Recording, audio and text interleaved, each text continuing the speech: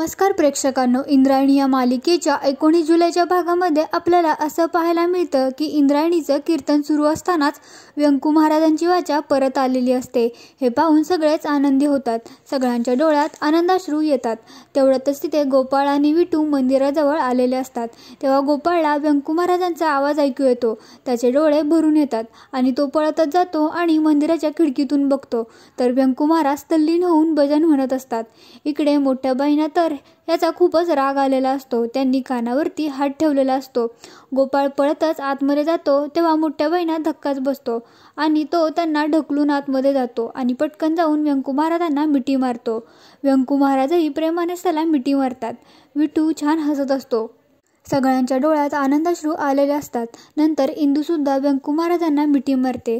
आदू, नारायणी सगळेच तिथे येतात आणि त्यांना मिठी मारतात।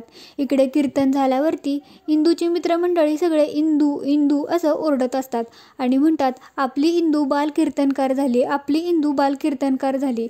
मग तिला उचलून घेतात आणि ते इथे पळतच जय जय राम कृष्ण हरी असा गजर करत त्या झाडाला फेऱ्या मारत असतात। तिथे व्यंकू महाराज, सगळी गावातली माणसं असतात। इंदू खूपच खुश असते, सगळी गावातली माणसं टाळ्या वाजवून तिचं कौतुक करत असतात।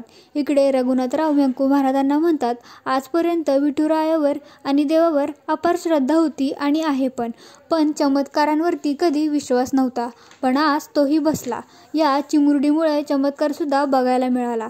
अहो, त्या विठुरायाच्या कृपेने तुम्हाला वाणी प्राप्त झाली हो, म्हटलंय ना बरं का, अखंड राखिली परंपरा प्रदान केली वाणी ही, किमया विठुरायाचीच पण कारण आपली इंद्रायणी।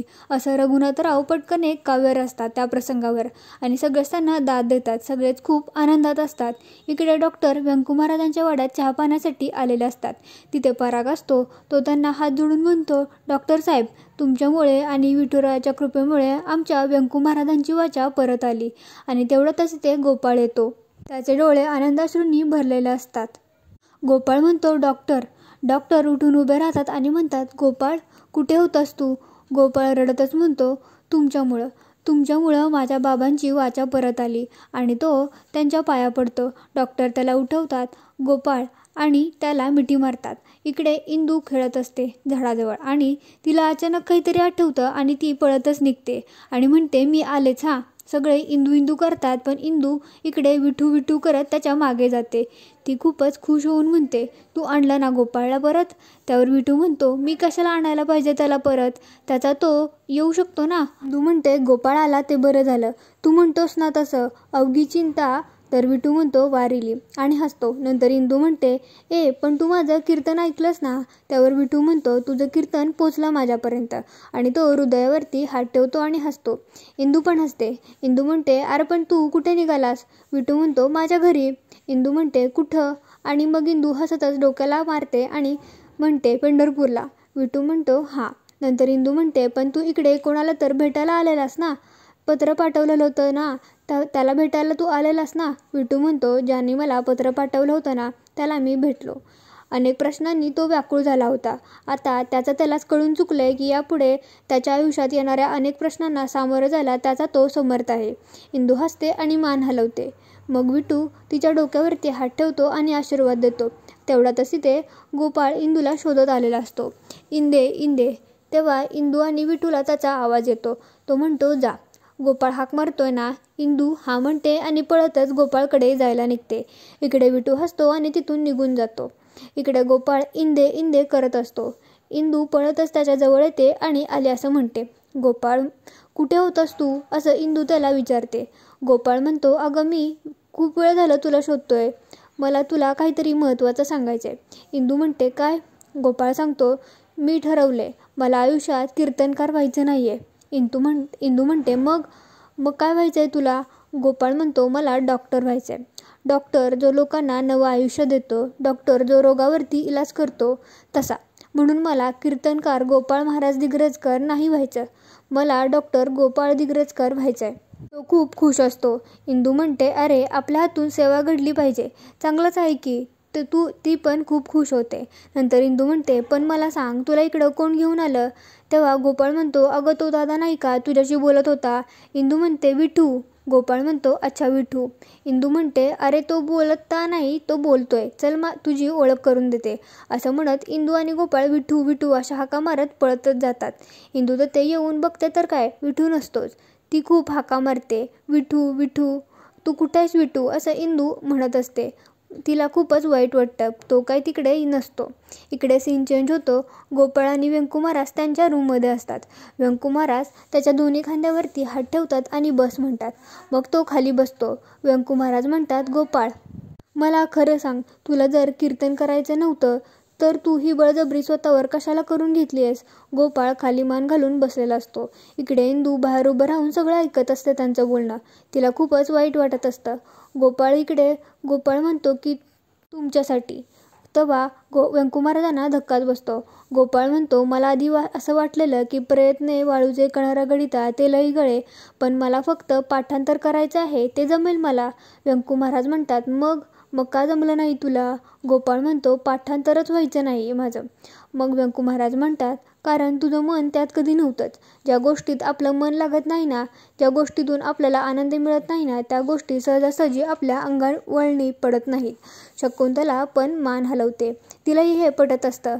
व्यंकू महाराज म्हणतात आणि अशी मारून मुटकून केलेली भक्ती माझ्या विठुरायाला अजिबात आवडत नाही बघ. गोपाळ फक्त मान खाली घालून बसलेला असतो. व्यंकू महाराज म्हणतात अरे बाळा, मला माहिती आहे परिस्थितीला घाबरून तू पळून जाणाऱ्यापैकी नाहीयेस तू, हे मला माहिती आहे. पण तू पळून जाण्याचा हा निर्णय का घेतलास. तुला एकदाही येऊन माझ्याशी बोलावंसं का वाटलं नाही. सांग बरं मला.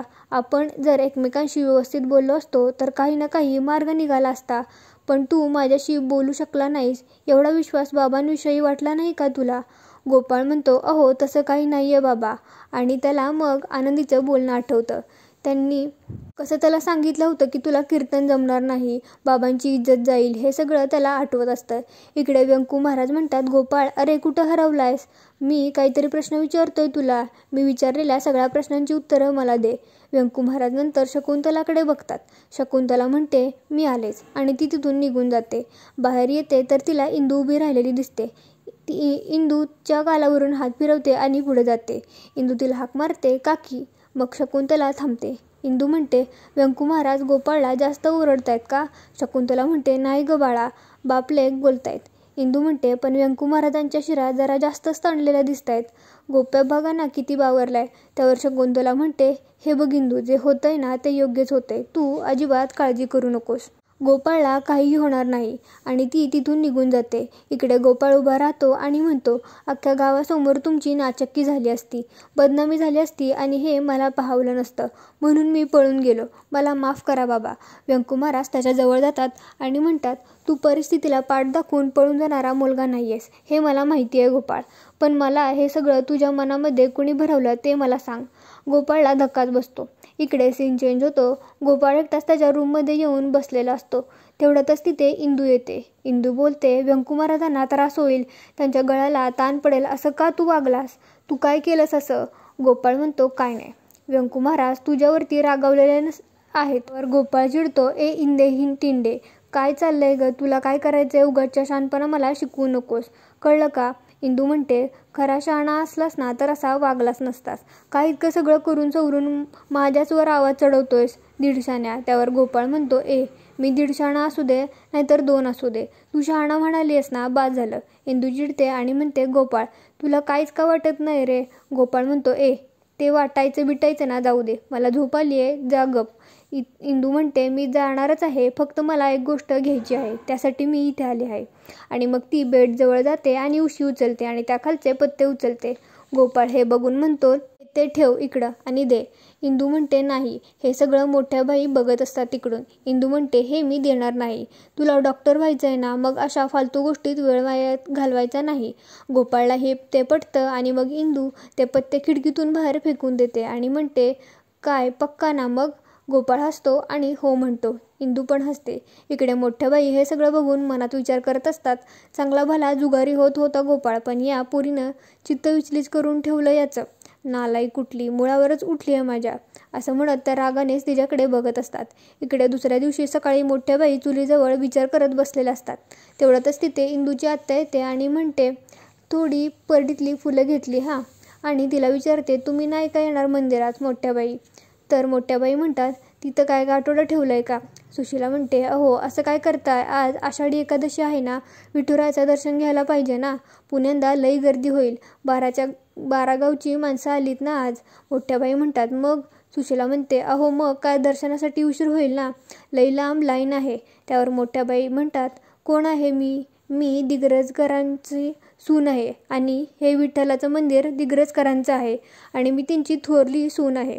सुशीला म्हणते, वय वय, किती पण मोठी रांग असली ना तरी मी त्या रांग तोडून येऊ शकते दर्शनाला. आनंदी तिला असं म्हणते. सुशीला म्हणते, होय वय, ते पण खरंच आहे. अहो तुमच्याच मालकीचं मंदिर आहे, पण मला तर लाईनीत उभं राहावं लागतंय ना. असं म्हणत ती आता इंदीला हाक मारते आणि म्हणते, अगं चल की लवकर. इंदू म्हणते, हां आले. इंदू येते आणि म्हणते, मी केव्हापासून रेडी होते, तुझीच वाट बघत होते. आत्या चल म्हणते. तेवढ्यातच मोठ्याबाई म्हणतात, अय टरमाळे, आणि त्या तिचा हात पकडून तिला उडून बाजूला आणतात आणि विचारतात, काल तू मंदिरामध्ये कीर्तन केलंस, कुणाची शिकवणी घेतलीस? त्यावर सुशीला हसते आणि म्हणते, अहो शिकवणी बिकवणी नाही घेतली, तिचं तीच म्हटली. नंतर मोठ्याबाई जोरातच ओरडतात, कोणाची शिकवणी घेतलीस? हां, इंदू घाबरत म्हणते, ते अरोस्कर महाराज रोज यायचे ना गोपाळच्या शिकवणीला, मग ते ऐकून मी शिकली. आनंदी म्हणते, वाटलंच मला, चोर ते चोर वर शिरजोर. सुशीला म्हणते, मोठ्याबाई तुम्हाला नेमकं काय म्हणायचंय? त्यावर आनंदी चिडून म्हणते, अगं सुशीले, मंदिरामध्ये तुझी भाची प्रसाद चोरती, लाडू चोरती आणि आज तर विद्याच चोरली. व्यंकट महाराजांनी गोपाळच्या शिकवणीसाठी अरोस्कर महाराजांना काहीतरी दिलं असेलच ना, पण हिनं काय केलं, विद्येची चोरी केली आणि स्वतः कीर्तन शिकली, चोरून देवाच्या मंदिरात जाऊन कीर्तन केलं आणि मी जास्त सगळ्यांसमोर मारली. मी कीर्तनकार म्हणून कौतुक करून घेतलं, लाज नाही वाटली का तुला? असं त्या तिला म्हणतात. परत तेच वाक्य आत्या रिपीट करतात, तुला लाज नाही का वाटली? आणि नंतर आनंदी आत्याकडे फी दे असं म्हणते. आत्या म्हणते, कसली फी? आणि इथेच हा भाग संपतो. आपल्याला व्हिडिओ आवडला असेल तर लाईक करा, शेअर करा, सबस्क्राईब करा, म्हणजे आपल्याला पुढील भाग पाहायला मिळतील.